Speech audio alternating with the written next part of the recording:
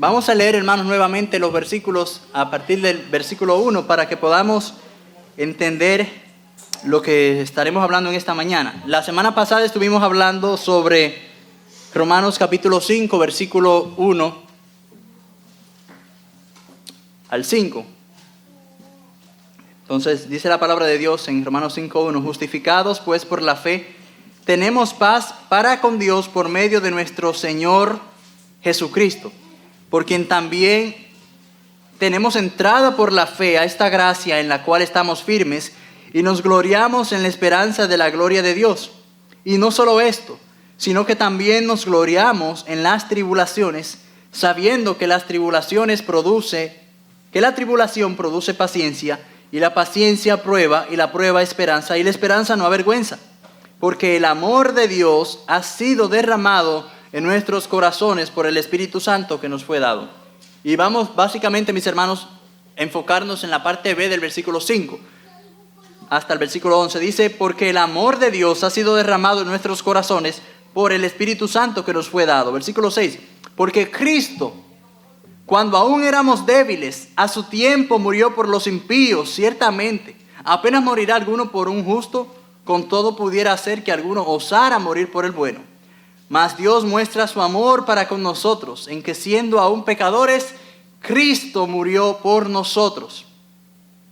Pues mucho más, estando ya justificados en su sangre, por él seremos salvos de la ira. Porque si siendo enemigos fuimos reconciliados con Dios por la muerte de su Hijo, mucho más estando reconciliados seremos salvos por su vida.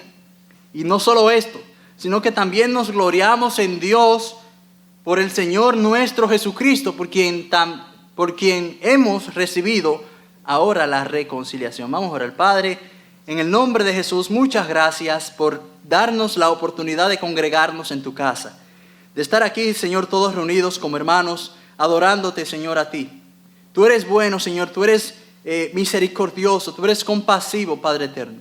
Y yo te pido, Padre celestial, que por favor tú obres en la vida de cada uno de nuestros hermanos que están aquí presentes, Señor, y que tú nos ayudes a cada uno de nosotros, Señor, a someternos al señorío de Jesucristo. Que nosotros podamos, Señor, rendir nuestras vidas a ti, Padre celestial, y que podamos darte gloria y honra por siempre. Guíanos, Señor, y dirígenos en el nombre de Jesús. Amén. Gracias, mis hermanos. La semana pasada nosotros estuvimos tratando el tema de la justificación por la fe. La justificación por la fe solamente. Y una de las grandes verdades que nos dejaron los reformadores fue, verdad, que nosotros somos, por lo menos, no sé si ustedes han escuchado las 5 solas de la Reforma: solo a Dios es la gloria, sola gracia. Y nosotros la semana pasada estuvimos hablando sobre la justificación por medio de la fe solamente, sola fe, por medio de la fe en Jesucristo. Nuestra justificación vimos que no solamente es una garantía del cielo, mis hermanos, lo cual es una gran bendición, sino que es la fuente de todas las bendiciones maravillosas que nosotros tenemos aquí en la tierra. La semana pasada estuvimos hablando de la definición, que es la justificación. Y vimos que la justificación literalmente significa declarar justo. Pero la justificación es una de las muchísimas palabras que nosotros encontramos en la Biblia para describir lo que Dios, Cristo, hizo por nosotros en la cruz del Calvario. La doctrina de la justificación va directamente al corazón del Evangelio, porque sabemos, hermanos, que Cristo es la única esperanza de salvación. Cristo. No el sacerdote, no el papa, Cristo. Vimos varias razones la semana pasada por las cuales como creyentes nosotros nos debemos regocijar. Vimos que siendo justificados tenemos paz con Dios en el versículo 1. Siendo justificados tenemos entrada al trono de la gracia por medio de Jesucristo. Pero también, amados hermanos, siendo justificados nosotros recibimos al Espíritu Santo de Dios. Y eso es una gran bendición. Y esas verdades nos deben a nosotros incentivar, motivar a someternos al señorío de Jesucristo. ¿Por qué? Porque hemos sido grandemente bendecidos por Dios. Usted y yo éramos enemigos de Dios y hemos sido reconciliados. No es la reconciliación que muchas veces usted tiene con su esposa cuando pelean. Esa no es la reconciliación. No, hermanos.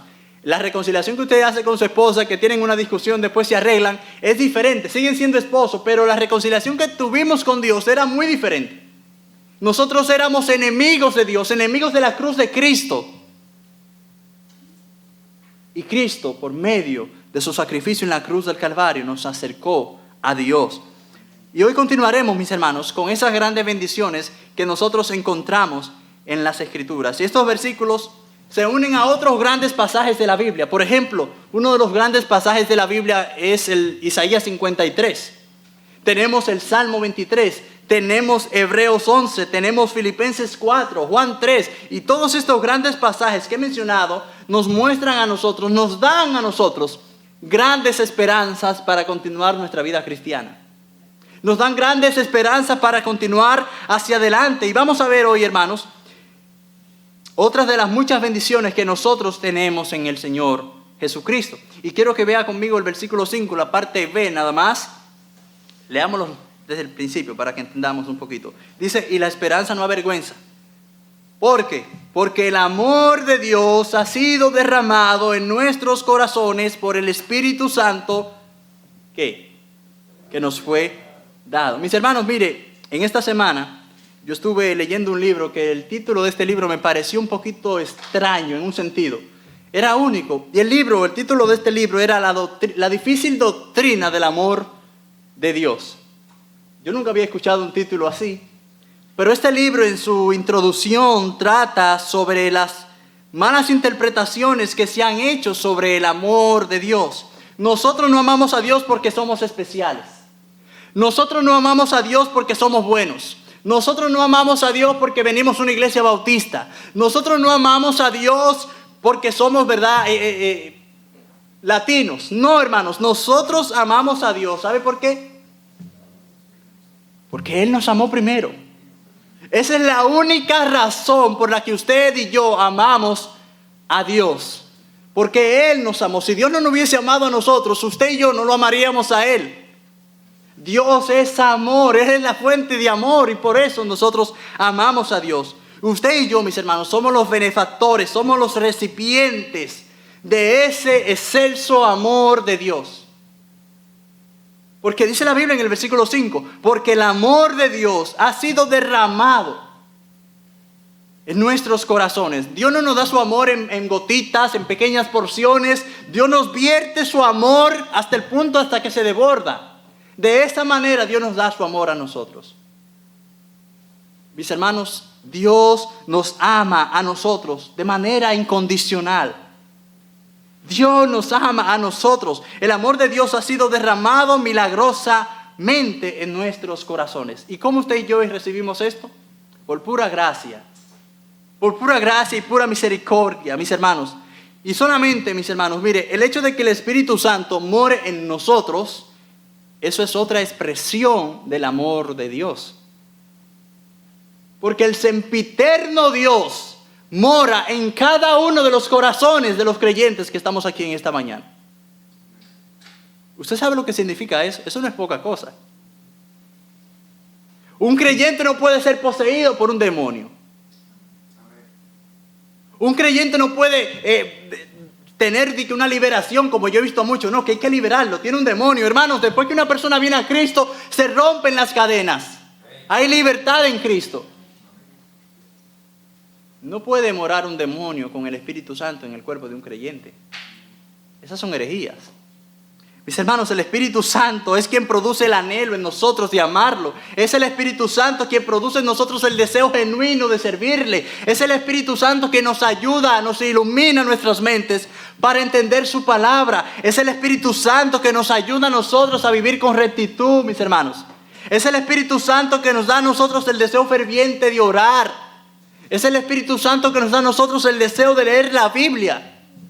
Porque la Biblia dice que Dios es el que produce en nosotros, así el querer como el hacer por su buena voluntad. Es Dios.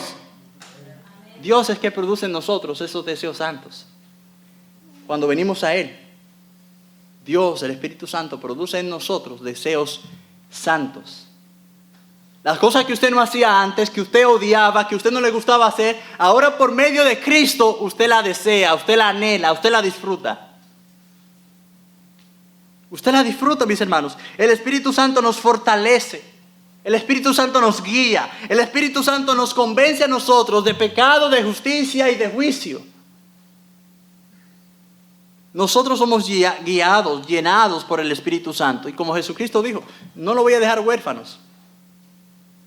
Dios no nos dejó huérfanos a nosotros. Cristo se fue, pero Él mandó al Consolador. Él mandó al Consolador, mis hermanos. Y eso es una gran bendición que usted y yo tenemos. Eso es una gran muestra del amor de Dios que usted y yo hemos recibido. ¿Por qué? Porque el amor de Dios ha sido derramado en nuestros corazones. Usted y yo amamos a los demás. ¿Sabes por qué? Porque recibimos el amor de Dios. Pero si a usted le hace falta amor, y yo se lo aseguro, si usted le pide amor a Dios, es una de las cosas que si usted se la pide a Dios, Dios no se la va a negar. La probabilidad de que Dios le niegue eso a usted es cero. La Biblia dice, si pidieren cualquier cosa conforme a su voluntad, Él nos oye. La Biblia dice que Dios es amor. Y si a ti te hace falta amor, tú se lo puedes pedir a Dios. Y Dios te lo da. Dios te da el amor, porque Dios es amor. Pero veamos en segundo lugar la compasión incomparable de nuestro Señor. Miren el versículo 6. Porque Cristo, cuando aún éramos débiles, a su tiempo murió por los impíos. Cuando Cristo, porque Cristo, hay un porqué, sigue continuando, da la razón. Porque Cristo, cuando aún éramos débiles, a su tiempo murió por los impíos. Y el apóstol Pablo, mis hermanos, sabía que estos hermanos querían saber más de las cualidades del amor de Dios. Por eso es que él se muestra y le dice a ellos las razones por las cuales ellos son grandemente bendecidos. Porque Cristo, versículo 6, cuando aún éramos débiles, a su tiempo, no al tiempo de nosotros, al tiempo de Dios, murió por los impíos. Mis hermanos, esa es la mayor manifestación del amor de Dios. Y usted lo sabe, y se sabe el versículo que no sé cuántas veces lo he repetido aquí, Juan 3:16. Porque de tal manera amó Dios al mundo que ha dado a su Hijo unigénito, para que todo aquel que en Él cree no se pierda, mas tenga vida eterna. Esa es la manifestación del amor de Dios. Que Cristo Jesús vino al mundo, como dijo el apóstol Pablo, a salvar a los pecadores, de los cuales yo soy el primero. Eso es amor, hermanos. Eso es amor. Muy a pesar de que nosotros fuéramos impíos y completamente inmerecedores de ese amor de Dios, a su tiempo, Cristo murió por los impíos. Cuando aún éramos débiles, dice la Biblia. ¿Débiles en qué sentido? ¿En que no teníamos fuerzas? No, mis hermanos, débiles en el sentido en que no podíamos salvarnos por nosotros mismos. Cuando no podíamos alcanzar la salvación por nosotros mismos. Porque no había otra manera, mis hermanos. No hay manera de que nosotros seamos salvos fuera de Jesucristo. No hay manera. Y muchas veces nosotros creemos que su amor por nosotros depende de lo bueno que usted y yo seamos. Y no es así. Dios no nos ama porque usted y yo somos buenos. Dios no nos ama porque usted y yo seamos especiales. No, hermanos. Su amor por nosotros no depende de lo buenos que somos o de cuánto nosotros le amamos a Él. Hay algo que Jesús enseñó en Mateo 5:46, hablando sobre los traidores, y Él se refería a que los traidores están inclinados a amar a aquellos a quienes le aman a ellos. Aún los traidores, los ladrones, los perversos, aman a las personas que lo aman a ellos. Es decir, no es algo nuevo, mis hermanos. El mundo ama también. Usted y yo amamos, pero no es algo nuevo. Miren lo que dice el versículo 7. Ciertamente apenas morirá alguno por un justo. Con todo pudiera ser que alguno osara morir por el bueno. El apóstol Pablo no está diciendo aquí, ¿verdad? No está haciendo un contraste entre un hombre bueno y un hombre justo. Está usando estas palabras como sinónimos. Lo que quiere decir es que no es común que una persona sacrifique su propia vida para salvar a alguien que moralmente sea bueno. No hay nadie que haga eso. Y no solamente eso, mis hermanos. No es que tampoco usted dé su vida para salvar a alguien que no merece, que sea un delincuente. No hay nadie que se atreva a hacer eso. Nadie aquí se atreve a dar su vida por un delincuente. Nadie aquí se atreve a dar su vida por una persona moralmente buena. No hay nadie. No hay nadie. Y esa es una de las grandes bendiciones que nosotros encontramos aquí. No hay nadie, pero Dios sí estuvo dispuesto a hacerlo. Dios sí estuvo dispuesto a hacerlo. Amarnos cuando nadie nos amaba. Perdonarnos cuando nadie nos perdonaba. Cuando aún éramos tan viles antes de la salvación, usted y yo no merecíamos nada, hermanos. Usted y yo no valíamos ni un centavo. Si usted y yo hoy tenemos un valor, ¿sabe por qué es? Porque Cristo nos ama a nosotros. De lo contrario, no tenemos ningún valor. No tenemos ningún valor. Porque Cristo nos amó. Esa es la garantía, lo que nos da a nosotros el valor que tenemos. Que somos amados, somos justificados, somos hijos de Dios. Y por eso usted y yo valemos algo. Pero no valemos tampoco, como dicen la gente, poca cosa. Por eso no es todo, amados hermanos. Mire conmigo el versículo 8. El versículo que todo el mundo se sabe. El versículo que todo el mundo se lo ha memorizado. Mas Dios muestra su amor para con nosotros en que siendo aún pecadores, Cristo murió por nosotros. Esa es la clase de amor inmerecido que usted y yo recibimos. Este amor está fuera de la comprensión humana. Usted y yo no podemos comprender por qué Dios nos amó. No, nadie aquí puede entender eso. ¿Por qué Dios salvó a José? Yo no lo puedo entender. ¿Por qué Dios lo salvó a usted? Usted no lo puede entender. Porque usted no lo merece, hermanos. Usted no merecía ese amor. ¿Usted sabe lo que significa eso, hermanos? Yo a veces he escuchado gente que dice que el infierno es muy duro, que Dios no va a mandar a la gente al infierno. Hermanos, ¿ustedes saben cuál es el mensaje de la Biblia? Dios creó 2 seres humanos perfectos. Estos seres humanos se rebelaron contra Dios. Pecaron contra el sempiterno Dios Todopoderoso. Pecaron contra el carácter y la integridad de Dios. Pero Dios usó los medios. ¿Para qué? Para redimir al hombre. Y decidió enviar a su Hijo Jesucristo a morir por los pecadores, porque el pecado y la maldad de los hombres era tanta que necesitaban la redención, necesitaban la intervención de Dios. Cristo vino al mundo, murió por nuestros pecados, resucitó conforme a las Escrituras al 3er día y vive por los siglos de los siglos. En un resumen breve es el mensaje de la Biblia. Dios demuestra su amor por nosotros mediante la muerte de Jesucristo. Dios demuestra su amor por nosotros mediante la cruz del Calvario. La cruz no es un intento de quitar la ira de Dios, no. La cruz fue la prueba máxima de ese amor de Dios por ti y por mí. Y usted y yo debemos entender lo que significa eso, hermanos. Como yo le decía una vez, que cuando Jesucristo estaba en el huerto de Getsemaní, ahí estaba en juego nuestra salvación. Porque si el diablo hubiese ganado en el huerto de Getsemaní, ninguno aquí estuviéramos aquí. Ninguno. Pero como él dijo, Padre, si es posible, pasa de mí esta copa. Pero no se haga como yo quiero, sino como tú quieras. Padre, si hay otra manera de que yo pueda salvar a estos pecadores, si hay otra manera de que yo pueda redimirlos, hay otra manera, Padre, ayúdame.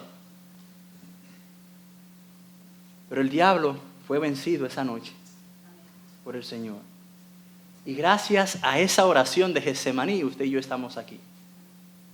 Sí, el sacrificio de Cristo fue difícil, fue feísimo, fue doloroso. pero en Getsemaní estaba en juego nuestro destino eterno. Mis hermanos, Dios ha mostrado su amor por nosotros por medio de la muerte de su Hijo. Pero no solamente eso, en el versículo 5, como hemos leído, dice que Dios ha derramado ese amor en nuestros corazones. Objetivamente en la historia y subjetivamente en la experiencia, Dios nos ha dado a nosotros muchísimas verdades, maneras para que nosotros creamos en su amor. ¿Y cuáles son esas verdades? Créeme, hermanos, que todavía hay oportunidad para recibir a Jesucristo. Yo no sé cómo hay gente todavía que dudan del amor de Dios. Yo no sé cómo hay gente todavía que dudan de la compasión de Dios. ¿Cómo podemos nosotros dudar del amor de Dios, mis hermanos? Ustedes dudan, los que están casados, ¿usted duda que su esposo o su esposa no lo ama? No, ¿verdad? Usted no tiene la más mínima duda. Usted está seguro que su esposa y su esposo lo ama a usted incondicionalmente. Hermanos, yo no sé, por lo menos yo amo a mi esposa incondicionalmente. Y usted debe de amar a su esposa incondicionalmente. No hay duda de eso. Pero no tenemos duda nosotros del amor de Dios. No debemos tener dudas. El amor de Dios es más viejo que el polvo, hermano. Cuando nada de esto existía, ya Dios nos amaba. Cuando el cielo, el mar, nada, las constelaciones, las estrellas del universo, cuando nada de esto existía, ya Dios me había amado. Ya Dios había decidido amarme. Hay un versículo en Jeremías 31:3, dice la Biblia: Jehová se manifestó a mí hace ya mucho tiempo diciendo, con amor eterno te he amado, por tanto te prolongué misericordia. Con amor eterno. El amor de Dios no empezó el otro día. No, hermanos. Dios siempre es amor. El amor de Dios siempre ha existido porque Dios es amor. Y ese amor eterno Él los demostró en la cruz del Calvario por nuestros pecados. Ese es el amor eterno que hemos recibido de Dios.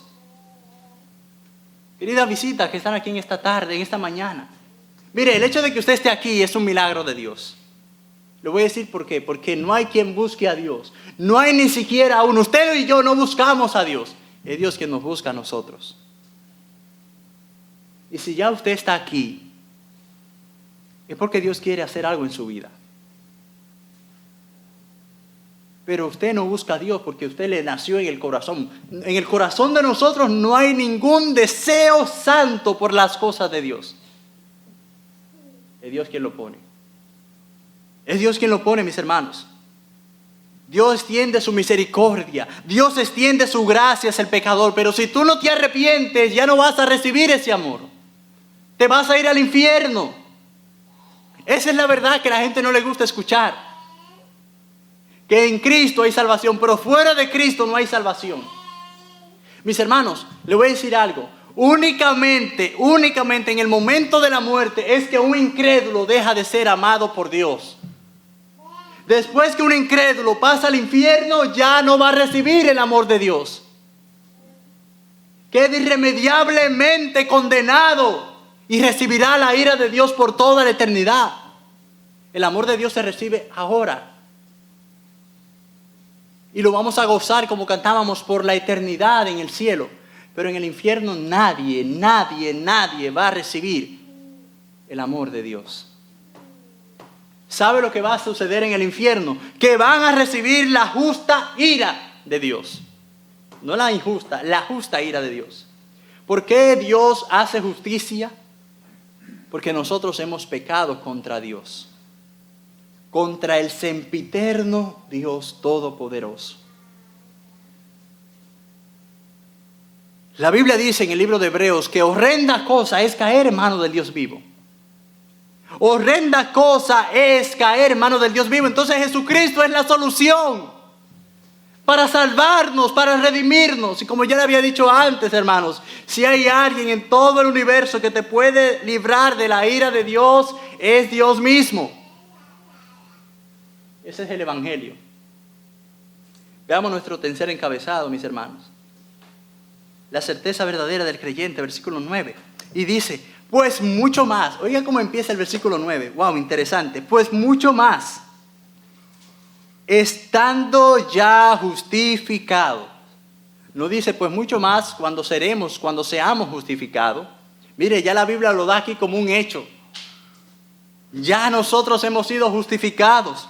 Pues mucho más, estando ya justificados en su sangre, por él seremos salvos de la ira. Por él seremos salvos de la ira. Lo que Pablo está diciendo aquí es que en vista del hecho de que hemos sido justificados, declarados justos delante de Dios, por medio de Cristo, ahora usted y yo, hermanos, tenemos la seguridad de que por él seremos salvos. Tenemos la seguridad de que seremos salvos de la ira venidera. Esa es la seguridad que usted y yo tenemos. Mire, mis hermanos, como parte de su obra expiatoria, Cristo Jesús nos libró de la ira venidera. Y le voy a leer unos versículos en Tesalonicenses. 1 Tesalonicenses capítulo 1, versos 9 y 10, dice la Biblia, porque ellos mismos cuentan de nosotros la manera en que nos recibisteis y cómo os convertiste de los ídolos a Dios para servir al Dios vivo y verdadero. Y miren lo que dice el versículo 10. Y esperar de los cielos a su Hijo, al cual resucitó de los muertos, a Jesús, a quien nos libra de la ira venidera. Por eso le he dicho, si hay alguien que te puede librar de Dios, es Dios mismo. Si hay alguien que te puede librar de la condenación, es Jesús, el Hijo de Dios. Es el único. 1 Tesalonicenses 5:9 dice la Biblia, porque no nos ha puesto Dios para ira. Dios no nos ha puesto para ira, sino para alcanzar salvación por medio de nuestro Señor Jesucristo. Dios no nos ha puesto para ira. Mis hermanos, Cristo en la cruz tomó nuestro lugar. Cristo Jesús en la cruz sufrió la ira de Dios que tú y yo merecíamos sufrir. Cristo en la cruz satisfizo la ira de Dios, la justicia de Dios. Tu justicia y la mía no nos hubiesen podido salvar. Porque no somos perfectos, no somos justos. Por eso Jesucristo, el Hijo de Dios, se hizo carne, porque Él era el único que cumplía con ese estándar para salvarnos. De lo contrario, mis hermanos, ninguno aquí estuviéramos en este lugar, en esta mañana.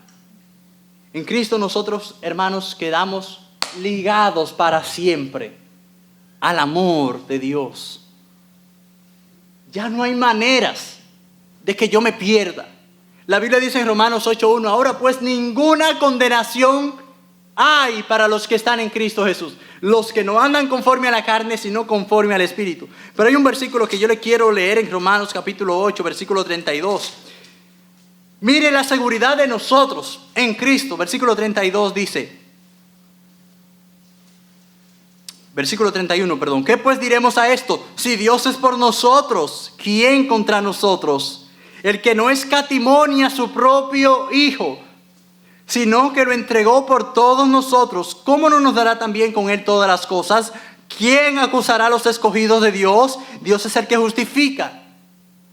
Dios es el que justifica. ¿Quién es el que condenará? Cristo, el que murió, más aún el que también resucitó, el que además está a la diestra de Dios, el que también intercede por nosotros. ¿Quién nos separará del amor de Cristo? ¿Tribulación o angustia, persecución, hambre o desnudez o peligro o espada? Como está escrito, sigue diciendo, versículo 36. Por causa de ti somos muertos todo el tiempo. Somos contados como ovejas de matadero. Antes, en todas estas cosas, somos más que vencedores. Porque ya en Cristo nosotros hemos sido justificados. Hemos sido estrechamente ligados a Dios. Cristo nos atrajo al Padre. Cuando usted y yo no podíamos ser salvos, Él fue que a su tiempo murió por nosotros para acercarnos a Dios. Esa es la gran bendición, mis hermanos, que usted y yo tenemos. Sigamos viendo. Nuestra paz, versículo 10. Romanos 5:10 dice la palabra de Dios. Porque si siendo enemigos, ya vimos, hermanos, que fuimos en Cristo, dice la Biblia, pues mucho más, estando ya justificados, por Él seremos salvos de la ira. Ya no vamos a ser condenados. Ya no veremos la ira de Dios. Pero sigue diciendo el versículo 10. Porque si siendo enemigos fuimos reconciliados con Dios por la muerte de su Hijo, mucho más estando reconciliados seremos salvos por su vida. Entonces, es interesante el contraste que hay entre el versículo 9 y el versículo 10. Versículo 9 dice, pues mucho más estando justificados seremos salvos de la ira. Y el versículo 10 dice, porque si siendo enemigos fuimos reconciliados con Dios por la muerte de su Hijo, pues mucho más estando ya reconciliados seremos salvos por su vida. Y es interesante, mis hermanos, que Cristo nos atrajo hacia el Padre, nos llevó hacia el Padre por medio de su sacrificio en la cruz. Y cuando aún éramos débiles, ¿verdad? Cuando aún éramos enemigos de Dios, Él nos reconcilió. Pero mucho más, dice la Biblia, siendo reconciliados, seremos salvos por su vida. ¿Por la vida de quién?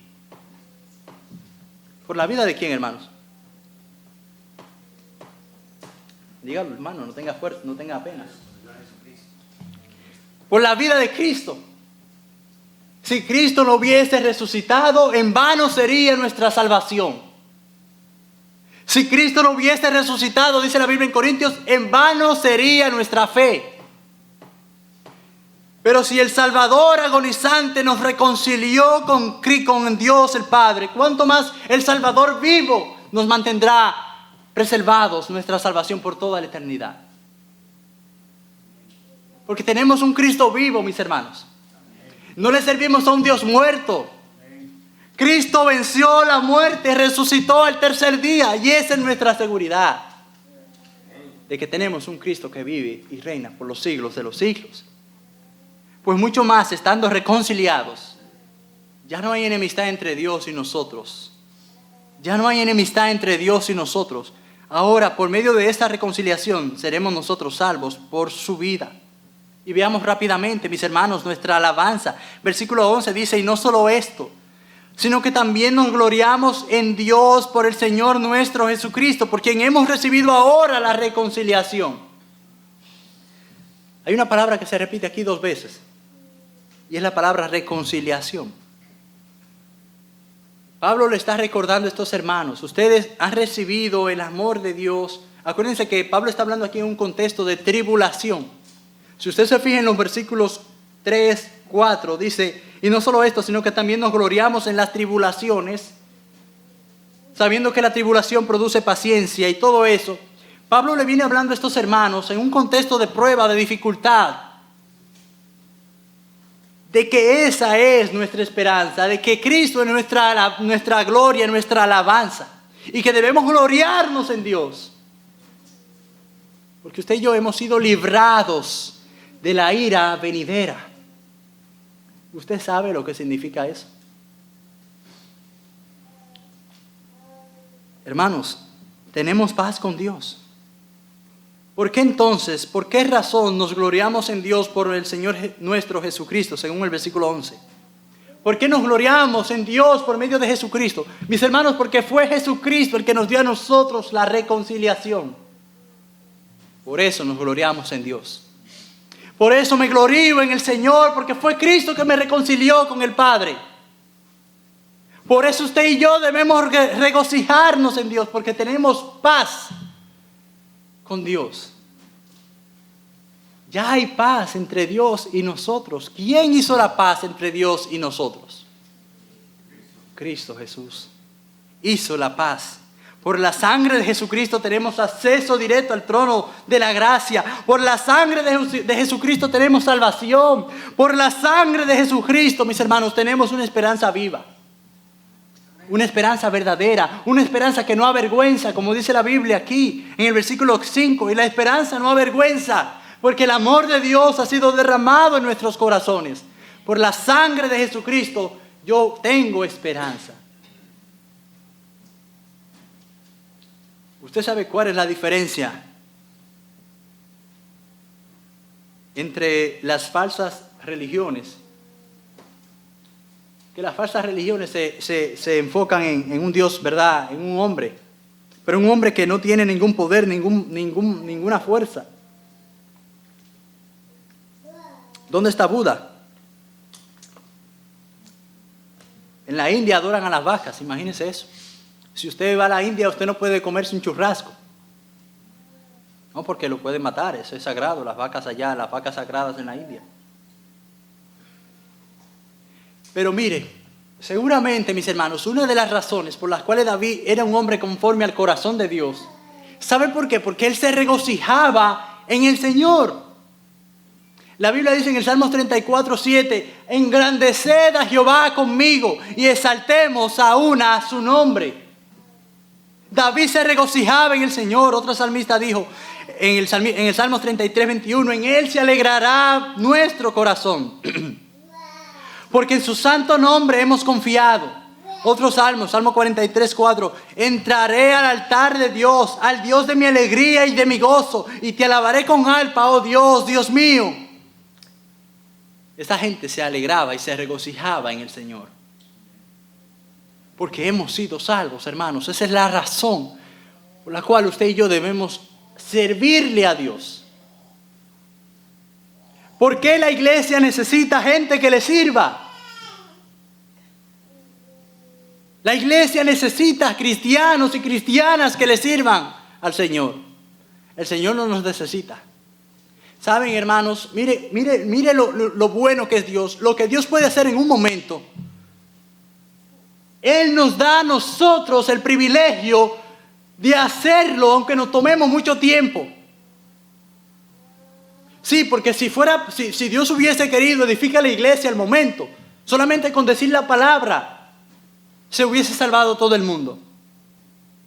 Pero Él nos dejó a nosotros el ministerio de la reconciliación. Eso es un privilegio que usted y yo tenemos. Lo que Dios puede hacer en un momento, Él nos otorga a nosotros la bendición de hacerlo. No es que Dios tenga muchas cosas y Él nos delegó eso. Hermanos, Dios no es como nosotros.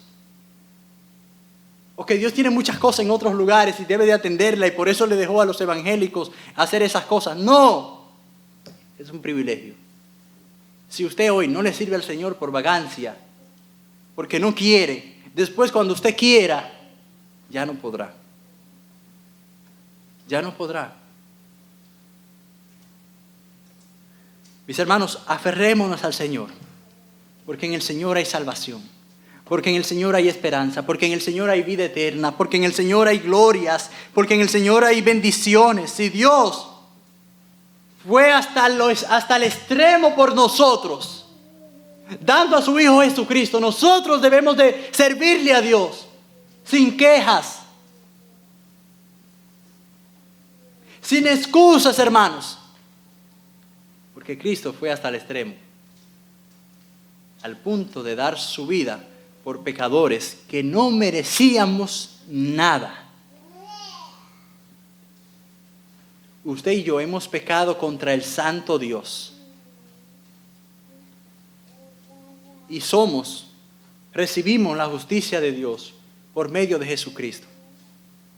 Pero gloria a Dios por Jesucristo, porque si no hubiese sido por Él, hermano y hermana, oiga, usted y yo estuviéramos feos para la foto.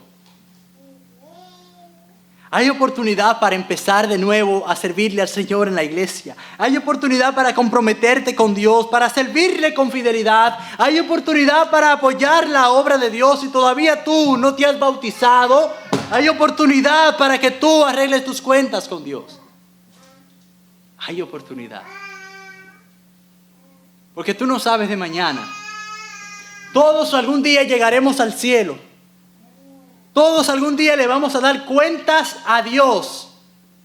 La Biblia dice en 2 Corintios 5, versículo 10, que es necesario que cada uno de nosotros comparezcamos ante el tribunal de Cristo para que demos cuenta de lo que hayamos hecho mientras estábamos en el cuerpo, sea bueno o sea malo. Usted y yo vamos a dar cuentas. Usted y yo vamos a rendir cuentas al Dios Todopoderoso. ¿Y qué vamos a dar? ¿Y qué vamos a decir? Ay, Señor, mira, yo no te serví porque en la pandemia cerraron las iglesias y porque en la pandemia hubo un distanciamiento social. O yo no te serví, Dios, porque en la pandemia pasó tal cosa. Hermanos, mire, en el tiempo de la iglesia primitiva, cuando la iglesia inició, allí, mire, mis hermanos, habían problemas peor de lo que usted y yo estamos afrontando en nuestros días. Gente que odiaba el cristianismo. Gente que decían locos a los cristianos. Pero ellos decían, usted y yo no podemos callar lo que hemos dicho y lo que hemos visto y hemos oído. Mire, hay un himno que escribió el hermano de Juan Wesley. Juan Wesley, ¿usted sabe quién fue Juan Wesley? Bueno, él tuvo un hermano que se llama Carlos Wesley. Carlos, su hermano, bueno, ellos eran una familia grande, pero Carlos, su hermano, fue uno de los grandes compositores de muchos himnos famosos. Y él escribió, oh, que 1000 lenguas cantarán las alabanzas a mi gran Redentor, las glorias de mi Dios y Rey. Oiga esto, los triunfos de su gracia. Escuchad sordos y mudos su alabanza. Usad vuestras lenguas destrabadas. Y vosotros ciegos, contemplad la venida del Señor. Y tú, cojo, salta de regocijo. Hermanos, debemos gozarnos en Dios, porque Él nos ha reconciliado con el Padre.